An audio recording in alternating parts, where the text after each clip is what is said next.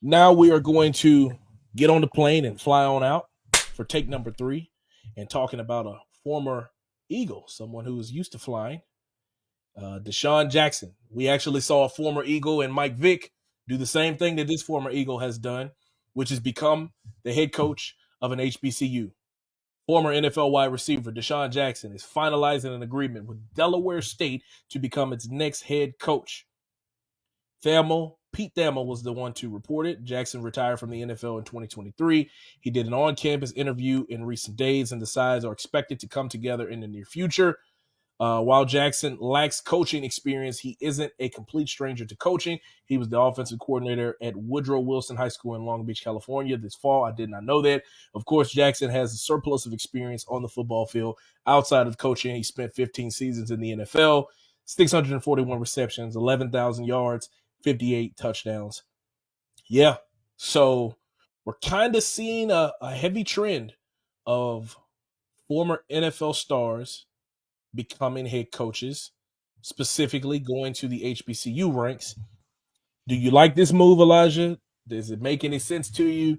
And is this another case of kind of what we talked about last week, where some guys are getting these opportunities because of who they are, and maybe some guys that have a few more coaching credentials are getting overlooked? Um, I like the move. Again, I just don't know, DeSean Jackson's coaching ability, how he handled kids, and um, I don't know how he handled kids, but I do like that. These guys who had off the field issues get a chance to become head coaches and try to teach these young men how to, maneuver through the league. I'm not sure, how well they'll be able to teach the game. That's going to come with time to see, when they have to put on their headset and coach against other people. But right now, I just like this the fact that these two guys had off the field issues and they were paid lots of money, and they're really relatable to the community. So I think that it's a good move, and I'm happy to see stuff like that because the bit on Dion. With what I really admire about Dion, of course he wants to win. Football is like number one for him, and you see that with his sons and how he did with Colorado and Jackson State. One thing about Dion after he lost to BYU, he said that basically learn this as a life lesson that you don't point the finger at nobody else. You start within. I like that, because it's more than just, between the white lines. That is a life lesson. You want to start with from within before, or and never point the finger. You want to start from within of what you can do better, how you attack the next time you see a challenge like this. So, with DeSean Jackson, Michael Vick, Eddie George, and the list goes on. I'm excited for it, man. I'm excited for everyone those guys to be getting a head coaching opportunity and see where it goes, man. Because it's just opening Pandora box for, excuse me, and Pandora's box for a lot of guys that may be retiring from the league soon, um, to open up and grab some other stuff. Because we see that in the professional world, like JJ Riddick, who never had a coaching opportunity ever, and he's at the highest in one of the top organizations ever in the highest league in the NBA. Where we're looking at DeSean Jackson and Michael Vick, who's going to HBCUs, who we don't really look upon as one of the top schools in the nations and things like that. So um, I'm just happy that they get their fair chance. I'm happy that they get to be a leader of men, and if this is a bridge for them to move higher and coach at a D1 pro, at a big time D1 program, and let a bridge open for people that's just retiring and didn't want to do media and coach. I hope that's open the bridge for those guys, and I can't wait to see what happens. Yeah, man. Closely similar to what I said last week.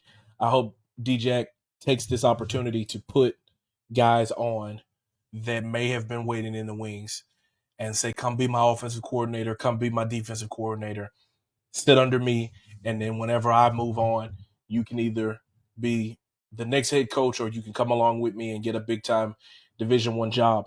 Um, as much as people want to point to Deion Sanders, Coach Prime, as being kind of the trendsetter in all of this, and I got love and respect for Coach Prime as I preface for what I'm about to say.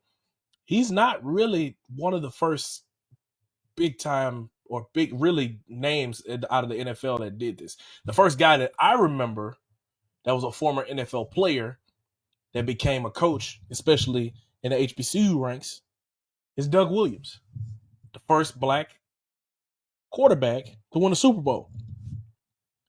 Doug Williams was at Grambling State University, his alma mater. Doug Williams was a first-round draft pick, 17 overall. Doug Williams won this Super Bowl and then went down the ranks. He was a head coach at Point Capiz Central. He was a head coach at Northeast. He went to Navy and became the running backs coach. He was the offensive coordinator at the Scottish Claymores. He was the head coach at Morehouse. And then he became the head coach at Grambling State. He was there at Grambling from 98 to 2003, left, came back in 2011 and 2013. In his time, he was a two-time Black College National Champion in 2000 and 2001, back-to-back. Four-time SWAC champion and a three-time SWAC Coach of the Year. So obviously times were different, and we didn't have the social media, and we didn't have guys, marketing the game as the way that it is now with social media. But Doug Williams deserves his flowers because he was doing this before anybody else was.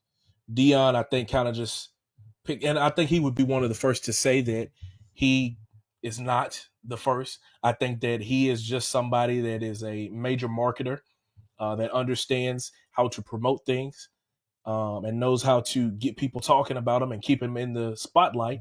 And as a result, he knows how to do the same thing for the schools that he's a part of. Like, bro, I was really thinking about it. Like, last night in prime time, Colorado and BYU was on TV. If this would have been 4 or 5 years ago, that stuff might have been on, like, Tubi. Like, nobody was watching it. But because of DeSean being there, the way that he knows how to bring presence to the teams that he's a part of, he is able to get his teams in the limelight. Again, with guys like Michael Vick, with guys like DeSean Jackson, and whoever else decides to come along and become a head coach as well as they have, I hope that these guys will bring the light and find a way to keep it there. Find a way to keep it there, because now that DeSean Jackson is there, you're going to see Delaware State sneak up on ESPN2 at least once. Maybe even the Big E. They're going to sneak up on there. Somebody is going to find a way to get a TV camera there. And I hope that he has his podcast that he does with LaShawn McCoy, also a former Eagle. I hope that they find ways to put some of those guys that are going to be there on campus, some of those players, get them in the limelight.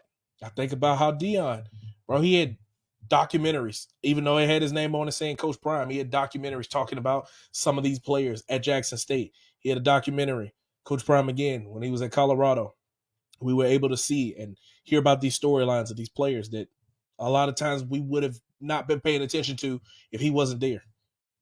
This is their opportunity to do something closely similar.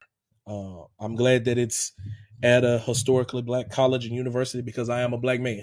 And I always say, you can sue me if you want to. I'm rooting for everybody Black. So congratulations to DeSean Jackson. And we hope that he has a lot of success while he is there at Delaware State as their new head coach. Thank you so much for watching this clip of the Fitz Take podcast. Be sure to like this video and also subscribe to the YouTube channel, and also follow me and Elijah on our social media platforms. They will be linked down in the description. And remember, every episode of the Fitz Take podcast will air right here on the YouTube channel every Monday at 2 p.m. Thank you so much for watching, and we'll see you next time.